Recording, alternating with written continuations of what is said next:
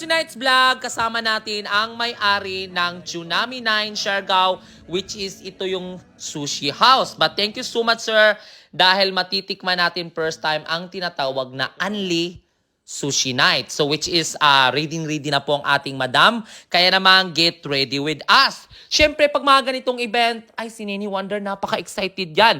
Hirap na hirap ako maghanap ng outfit. Sabi ko, I'm wearing black tonight. O, di ba sana all? So dahil meron ako dito mga perfume na nakatago-tago pa talaga sa aking kaban, which is bigay ito sa akin ng friend ko. Kaya this is my favorite perfume, Jumalon.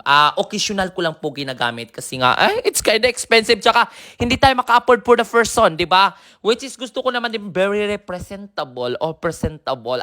Sana all presentable. Sabi ko, ang dami kong nalagay para smells yummy. Kasi nga baka may mga chupapi, which is ang dami talagang chupapi tonight. So, papunta na kami kasi nga nakatira kami sa downtown ng Malinaw, which is ang sushi house or Tsunami 9 Siargao is na restaurant is nasa downtown siya ng GL.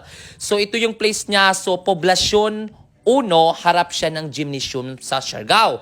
Which is maaga kami pumunta kasi sabi ko, Japanese time ako, di ba? Well, Japanese time yan. Ito yung highway, kaya mabilis lang siyang hanapin at pag itatanong mo, very known na siya. Kaya naman sa mga lahat ng gusto makatikim dito, especially sa mga tourist or local na gusto ma-experience ang sushi kasi meron na silang gaganapin na I think everywhere or something every night na mag-o-offer sila ng sushi night, which is unlimited siya. Kaya dapat pag pumunta ka dito, make it sure na gutom ka para marami kang makain. Ay, parang ano-ano tayo for tonight's video.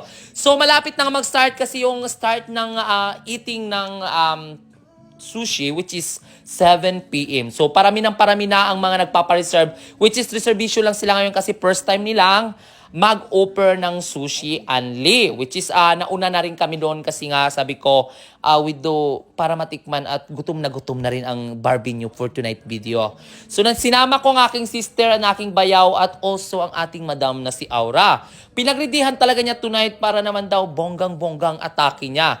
So ayan na po, punong-puno yung table namin. Sabi ko, Madam Aura, you need to eat ng lahat ng kinuha mo kasi hindi siya pwedeng hindi ubusin kasi you pay everything. Which is na busog talaga ako that time. But thank you so much sa owner dahil sobrang sarap at masasabi ko talagang very highly recommended.